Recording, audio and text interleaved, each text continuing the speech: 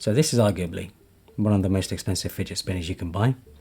It's just so satisfying, spinning it around my thumb. The weight and the length of it is really satisfying. But anyway, enough of that. I should put it aside, otherwise it's going to keep distracting me. The M2 chip in the iPad Pro. Apple have actually gone and done it, and they've put an M2 chip in the iPad Pro. Now it's an interesting move because I already thought the M1 chip in the iPad Pro was overkill. I felt like it was hard to get the most out of that chip in an iPad form factor with iPad OS.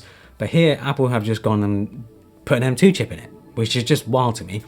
But I feel like it also brings in that old question of, should you really pick this over a MacBook Air? Especially considering the pricing, especially considering how cheap you can get an M1 MacBook Air for these days. Yeah, that's something I wanted to discuss in this video. But before we get into that, let's go over the iPad itself and just show you sort of what's new.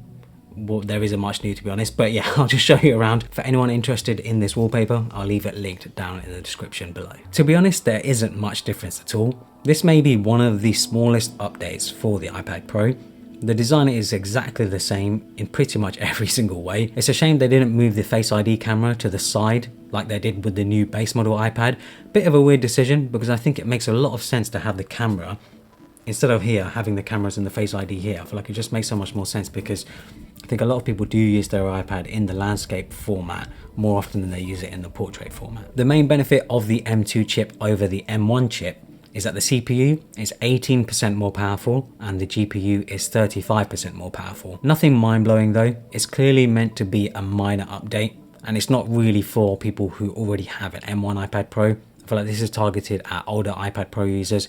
If you have an M1 iPad Pro, yeah, you're really not missing much. I feel like just upgrading to something like this, you're just not going to get much performance benefits. I just don't think it's worth spending that sort of money. I'm not going to deny though that the design of the iPad Pro is definitely really nice. It's one of my favorite iPad designs and I can see why Apple haven't changed it. It's already ridiculously thin.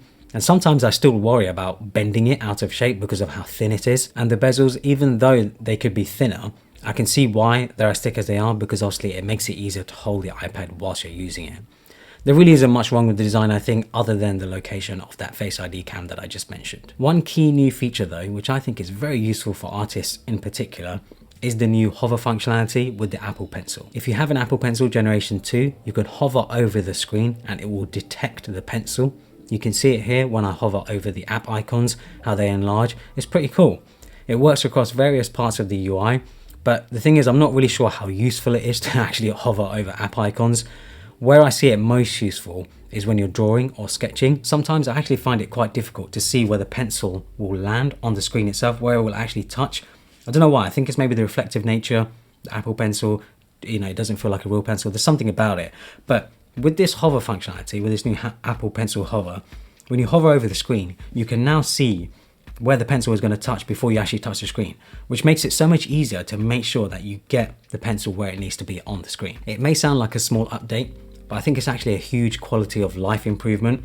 Very underrated. It's one of those things that's really hard to demonstrate how useful it is on camera. You've just got to try it out yourself. By the way, for those wondering, I'm using the new Paperlike 2.1 on my iPad, who are also sponsoring this video. Many of you might have already heard of Paperlike, but it's basically a screen protector that makes your iPad feel like a piece of paper. It's super easy to apply and only takes a couple of minutes. Paperlike 2.1 is their latest one. It now has overall better visibility and clarity when on your iPad compared to previous generations. The nanodots layer is spread more evenly across the surface of the screen protector to further minimize refractions. It's super clever as it uses microbeads that give the Apple Pencil more resistance and makes it subtly vibrate, giving the feeling of writing on paper.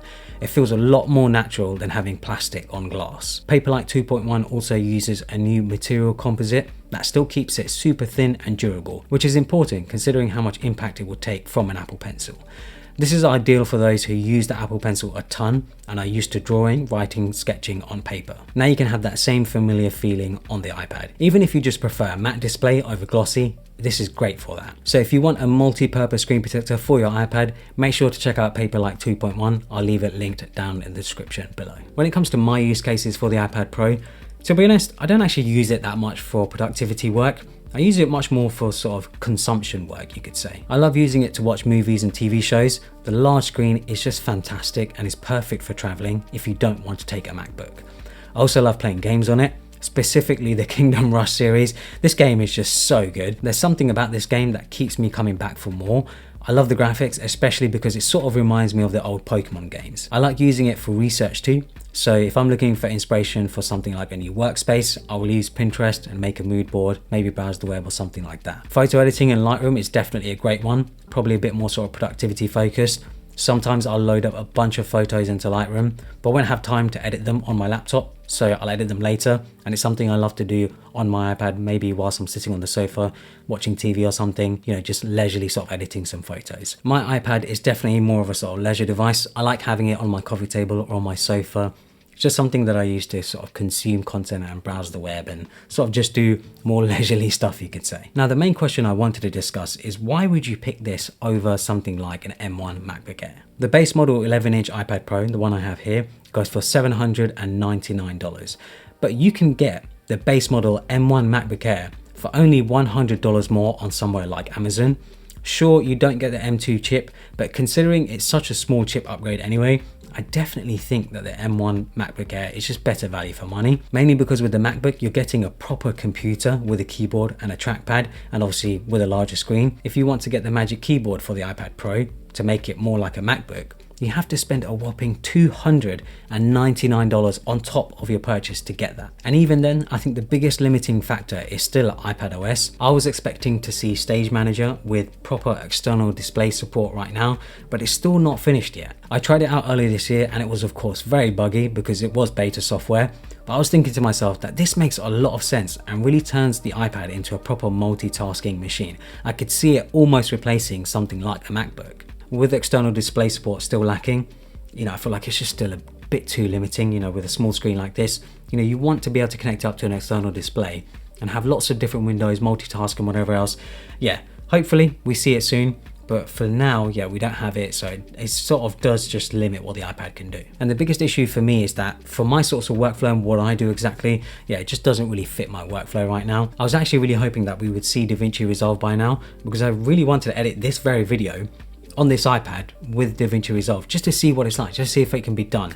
So yeah, that may be something I do at a later date just to see what it's like, test it out, because I'm really intrigued to see what DaVinci Resolve or proper editing, video editing software can do on something like this, especially because I did use an M1 MacBook Pro, MacBook Air for quite a while when they first came up to edit all of my stuff and do all of my work, and it handled it completely fine.